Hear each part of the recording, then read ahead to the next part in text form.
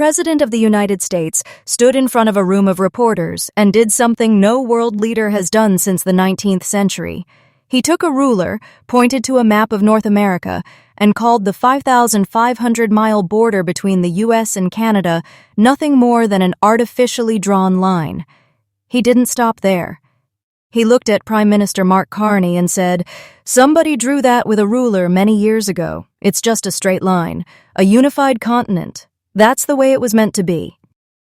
This isn't just a social media post or a rambling speech. It is the beginning of a coordinated strategic pressure campaign that Canadians are starting to realize is an existential threat. For over 150 years, Canada has lived comfortably as the neighbor to the north, but in January 2026, that comfort is gone.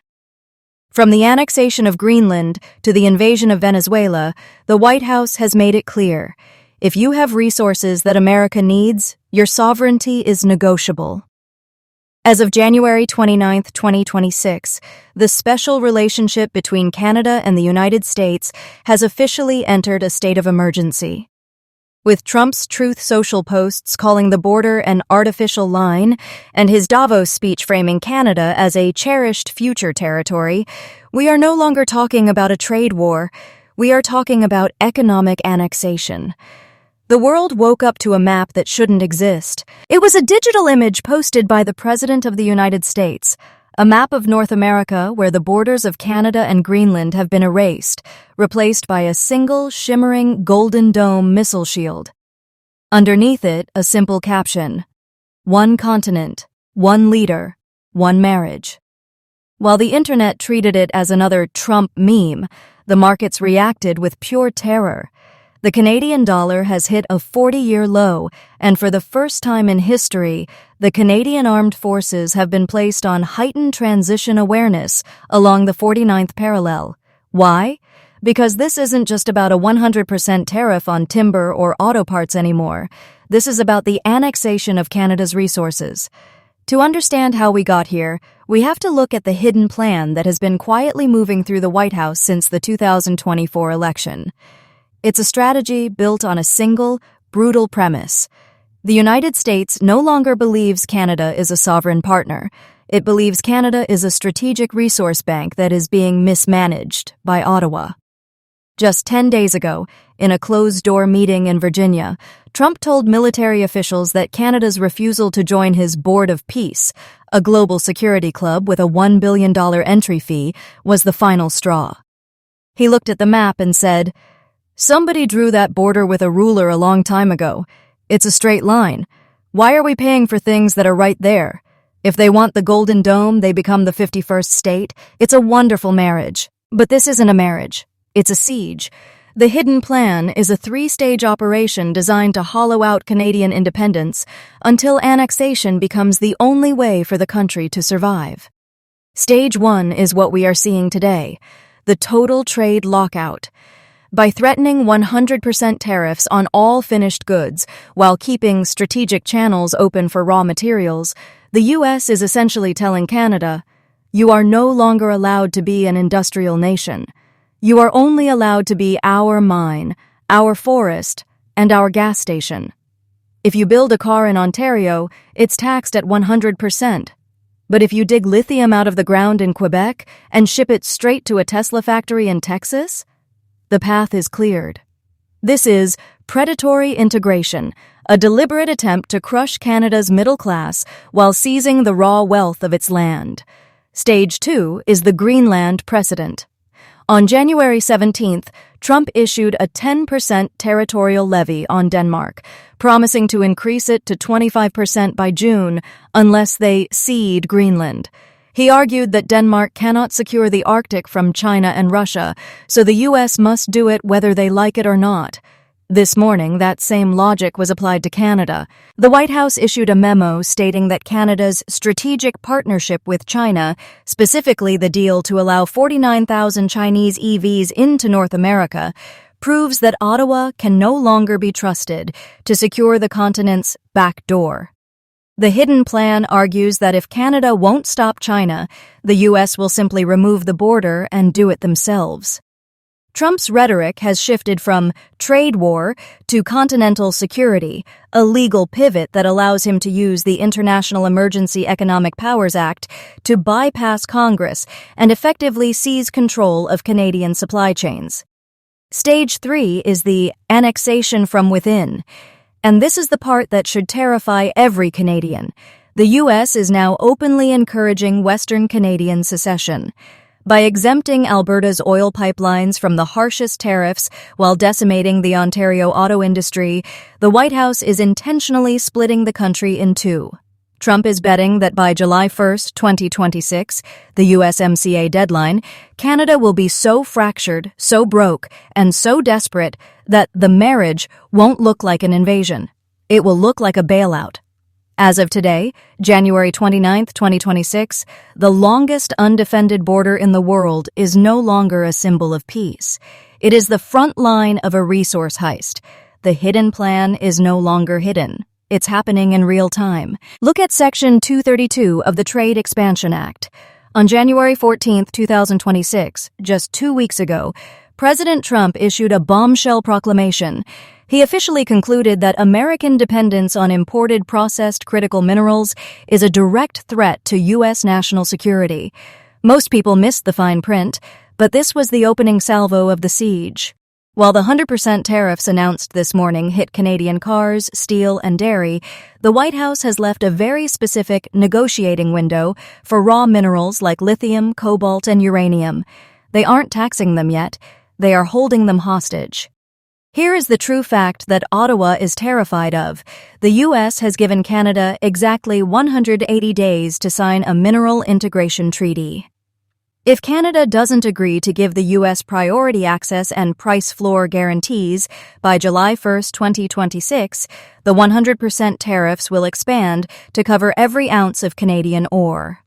Trump's plan is to turn Canada into what his administration calls a strategic reserve zone. For decades, China has dominated the processing of these minerals, which are the oil of the 2026 AI and EV economy. Mark Carney's deal with Beijing was an attempt to break that monopoly by bringing Chinese processing technology to Canadian soil. But to Trump, this is a Trojan horse. By allowing 49,000 Chinese EVs at a 6.1% tariff, Carney didn't just open a trade corridor. He handed Trump the perfect excuse to claim that Canada can no longer secure its own geography. The U.S. strategy is clear: economic decapitation. They want to destroy Canada's ability to process its own resources. If Canada builds a $1 billion lithium processing plant in Quebec with Chinese help, that plant becomes a target for 100% tariffs. But if Canada simply digs the rocks out of the ground and ships them raw to a U.S. factory, no tariff. This isn't trade, it's a resource heist. The U.S. is systematically making it illegal for Canada to move up the value chain. They want Canada to remain a hinterland, a 19th century resource colony that fuels the 21st century American empire. And then there is the $1 billion entry fee. Last week, the White House unveiled the Board of Peace, a new global body that Trump intends to lead. He has openly stated that any country wanting a permanent seat must pay a $1 billion cash fee within the first year. Carney has reportedly been under immense pressure to pay this fee as a loyalty test. When Carney hesitated, Trump pivoted to the annexation rhetoric. The message was simple: if you won't pay to be at the table, you're just part of the menu. By labeling Canada's border an artificial line on January 27th, Trump is signaling to the world that if Canada won't contribute its cash and its minerals to the American era, the U.S. will simply stop recognizing the line that keeps those resources Canadian. As of today, January 29th, the U.S. Department of Commerce has already begun mapping Canadian mineral deposits using advanced satellite tech, classifying them not as foreign assets, but as North American continental reserves. The siege has moved from the boardroom to the map room. In Part 3, we'll look at the Greenland pincer, how the U.S. is surrounding Canada from the north to ensure that the marriage is the only option left. To understand why the hidden plan is moving so fast, you have to look 2,000 miles to the east, at Greenland. On January 17, 2026, just 12 days ago, President Trump sent a shockwave through Europe by announcing an extra 10% tariff on Denmark. The reason? Denmark's refusal to negotiate the transfer of Greenland to the United States. In his speech at Davos on January 21st, Trump was blunt. He said, "I don't want to use force, but there's not a thing Denmark can do if Russia or China wants to occupy it. There's everything we can do." This is the security pincer. By pressuring Denmark for Greenland and simultaneously calling the Canadian border an artificial line, the White House is attempting to redraw the entire map of the North. Image, map showing U.S. pressure points on Greenland and the Canadian Arctic, 2026. Internal memos leaked to the press this month suggest that the U.S. is pushing for a continental defense perimeter. This would effectively hand the U.S. military unimpeded access to Canada's Arctic waters and its massive untapped underwater resource shelves. Trump's argument is simple. If Canada is going to sign trade deals with China for 49,000 EVs, they have forfeited their role as a trusted guardian of the North American gate. But it's not just about defense. It's about the Board of Peace $1 billion fee. On January 19th, a major rift opened during the World Economic Forum. Prime Minister Mark Carney initially indicated Canada might join Trump's new Board of Peace, a body designed to handle global conflicts like the reconstruction of Gaza. But when the White House demanded a $1 billion permanent seat fee, Canada's Finance Minister, François-Philippe Champagne, hit the stop button. On January 20th, Canada officially reversed its position, refusing to pay the fee. Image, headline from Jan 20, 2026. Canada reverses possibility of paying $1 to join Trump's Board of Peace. The 100% tariff threat issued this morning is, in many ways, a direct retaliation for that refusal. Trump views the $1 billion fee as protection money for the North American trade deal. To him, if Canada won't pay its share to be at the table, then Canada's resources are on the menu. The hidden plan relies on this financial siege. By cutting off Canada's export revenue with 100% tariffs while demanding billion-dollar membership fees, the U.S. is attempting to bankrupt the Canadian federal government. As of today, January 29th, the U.S. has already begun a campaign to demonize the border, with officials claiming it has become lawless and a backdoor for drugs and Chinese influence. This is the final psychological step, convincing the American public that the artificial line needs to be erased for their own safety. In the final part, we will look at the Alberta rift, how the U.S. is using Canada's own internal politics to ensure the hidden plan succeeds from the inside out. As of this evening, January 29th, 2026, the hidden plan is entering its most dangerous phase, annexation from within. While the 100% tariff threat is being used to crush the industrial heart of Ontario and Quebec, the White House is sending a very different signal to Western Canada. Just 6 days ago, on January 23rd, U.S. Treasury Secretary Scott Bessent openly suggested that an independent Alberta would be a natural partner for the United States. He even hinted that if Alberta were to leave Canada, its oil would not only avoid the 100% tariff, it could move into the U.S. market at a premium. This is the Texas of the North strategy.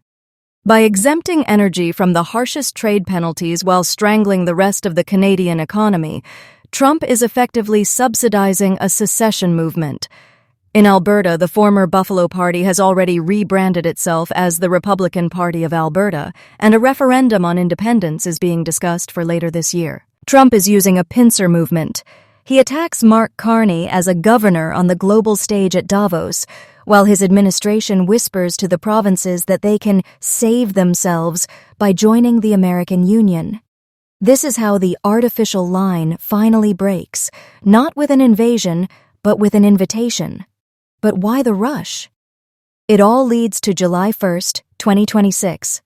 This is the 6-year anniversary of the USMCA, and under Article 34.7, all three nations must confirm in writing that they want to continue the deal.